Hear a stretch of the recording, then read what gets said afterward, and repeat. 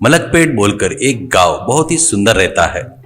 हरे भरे पेड़ से, खेत से, पहाड़ियों से।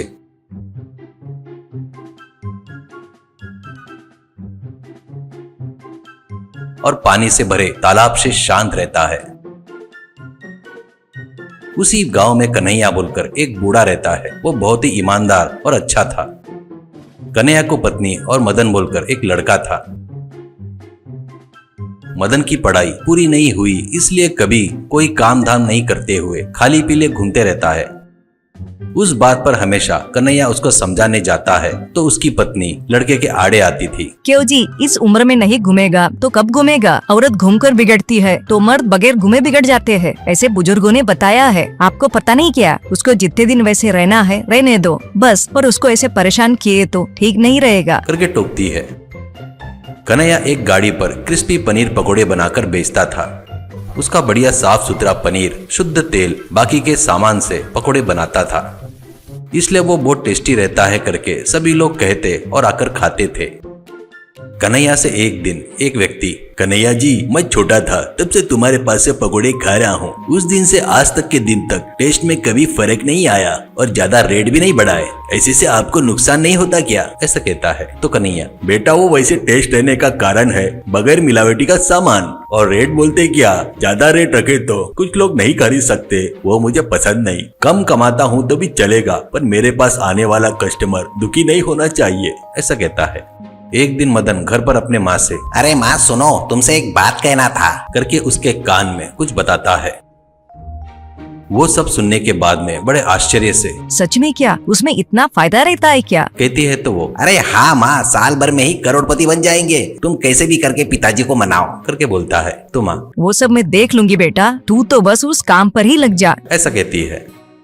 शाम को गाड़ी ढकेलते हुए कन्हैया घर पर आता है और थके जैसे खटिया में बैठ जाता है। उतने में पत्नी आकर कॉफी लाकर देती है। वो देखकर कन्हैया चौंक जाता है और कन्हैया, कॉफी लाकर दे रही हो मतलब मुझसे कुछ पूछने वाली हो? ये तो मैं समझ गया हूँ, क्या पूछना चाहती हो पूछ, कॉफी पीते हुए कहता है तो वो, कुछ नहीं जी, तुम्हारी उम्र हो गई है ना, गाड़ी के पास उतनी देर खड़े रहकर काम करने में तकलीफ होती है, ऐसा बहुत बार बोले थे आपने। वही बात लड़के को बताई। वो ठीक है, कल से मैं गाड़ी देख लूंगा कह रहा था। कन्हैया उठकर खड़ा होकर, क्या सच में? क्या बेटा मदन, तू सच में गाड़ी देख लेगा क्या? ऐसा कहता है। तब मदन, हाँ पिताजी, मैं खाली पीली घूम घूम कर बोर हो गया हूँ, मेरे ऊपर मुझको ही नफरत होने लगी है। वैसे भी मुझे किसी के नीचे काम करना पसंद नहीं, इसलिए अपनी गाड़ी देख लूंगा, ऐसा सोच रहा हूँ। ऐसा कहता है तो कन्हैया खुश होकर उसको गले लगाकर, शाबाश बेटा, इतने दिनों से तुझे गलत सोच रहा था, पर तेरे अंदर इतनी महानता है मुझे पता नहीं था। ठीक है, कल से गाड़ी तू ही देख लेना। ऐसा कहता है। वो सुनकर मदन और उसकी माँ बहुत खुश होते हैं। कन्हैया अंदर जाने के बाद मदन, सुनो माँ, पिताजी महीने में गाड़ी पर कितनी लागत लगाते थे? 1.5 लाख, और कमाते थे 2 लाख, यानी 50,000 का फायदा। वही मैं अभी लगाने जा रहा हूँ, 10,000 ही है। असल में पनीर में रहने वाले पदार्थ अपने को सस्ते में मिल रहे हैं, वही डुप्लीकेट है, अपन वही खरीद रहे हैं। इससे अपने को आने वाले 2 लाख में 10,000 निकाले तो बचे हुए 1,90,000 रुपए अपना फायदा होगा।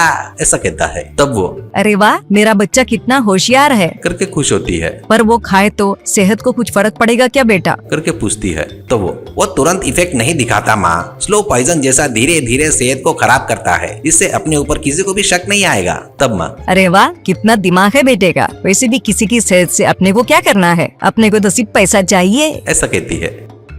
बाद में वो बाजार में जाकर डुप्लीकेट पनीर, मिलावटी तेल, मिलावटी बाकी सामान खरीदता है। उन मिलावटी सामानों से गाड़ी पर पनीर पकोड़ा बनाना शुरू करता है।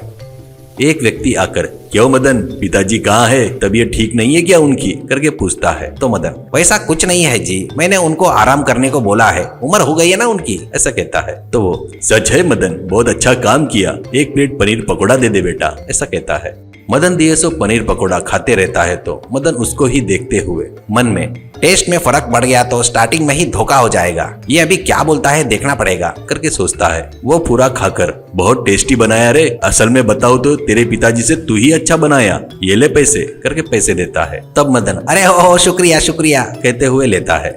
वैसे वो पकोड़े बेचते हुए पैसे ले रहा था। 1 महीना होने के बाद पैसा लाकर माँ को देता है तो वो बहुत खुश होती है। एक दिन गाड़ी के पास रहते वक्त पुलिस की जीप आकर रुकती है। उसमें पुलिस वाले ऑफिसर्स उतरते हैं। वो सब गाड़ी के पास आते हैं।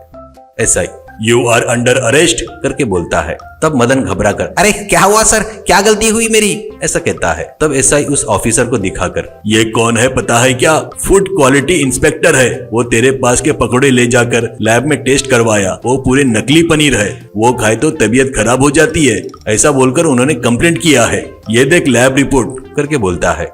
उस तरह मदन जेल में चला जाता है।